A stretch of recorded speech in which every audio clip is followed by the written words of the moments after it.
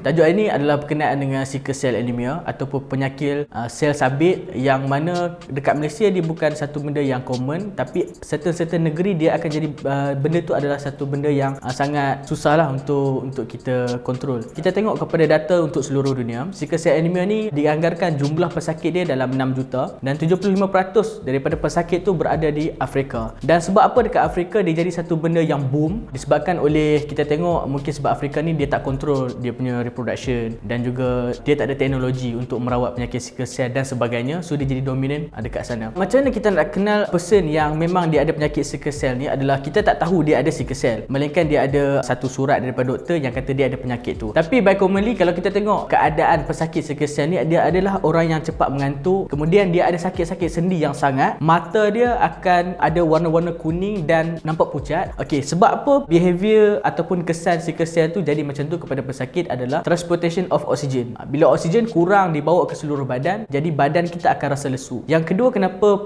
pesakit sickle cell ni dia sakit sendi sangat-sangat adalah disebabkan oleh pengaliran darah yang tak baik. Jadi bila darah tu bercangkuk-cangkuk, jadi dia akan menutup saluran-saluran darah yang sampai ke sendi, dan sendi-sendi pun akan merasa sengal-sengal dan sakit disebabkan oleh keadaan bentuk red blood cell tu. Sebab red blood cell kita ni bentuk dia lebih kurang macam donat dan dia sangat efisien untuk transport oksigen. Jadi untuk data dekat Malaysia pula, kebanyakan pesakit anemia ni banyaknya di Kelantan, lebih kurang dalam 27%. Kemudian barulah negeri-negeri yang lain. Tetapi kalau dalam keadaan normal, macam mana anak-anak kita boleh dapat penyakit sickle cell ni? Adalah disebabkan oleh pewarisan. Jadi kita kena faham dalam pewarisan ni dia agak complicated, tapi untuk kita faham adalah jika ibu ayah pembawa sickle cell, pembawa dia tidak menunjukkan tanda-tanda dia sakit, tetapi by genetik dia ada bawa gene yang sakit tu. Jadi bila dua-dua pembawa, maka anak akan menghadapi penyakit sickle cell. Jadi macam itulah keadaan pewarisan. Kita nak tengok macam mana teknologi sekarang ni nak bantu rawatan orang-orang yang sakit anemia ni. Kita ada dua kaedah rawatan. Yang pertama secara konvensional lah, maksud dia secara derma darah, kemudian dengan secara berikan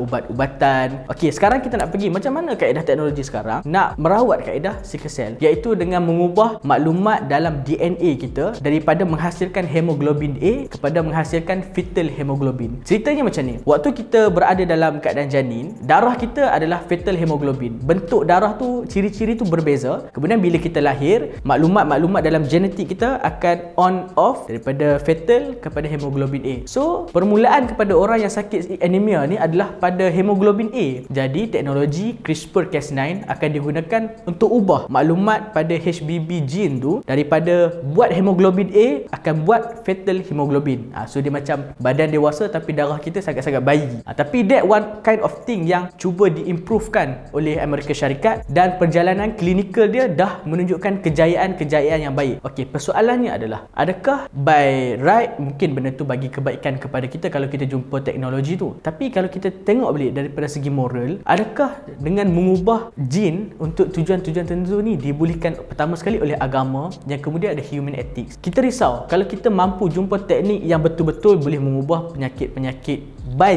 level genetik, adakah akan terjadi keadaan monopoli ataupun eksploitasi kepada bidang kesihatan? Sebab kita faham ada orang buat bisnes ni, mental side dia memang dia akan buat bisnes, dia akan pastikan certain people ni boleh bayar dengan harga yang mahal, walaupun mungkin kos menghasilkan benda tu tak terlalu mahal. Okey, yang by etiknya adalah kalau kita jumpa cara cure penyakit dengan menggunakan CRISPR-Cas9, adakah tak possible untuk kita create penyakit dengan mengubah maklumat genetik? So itu question yang korang kena jawab.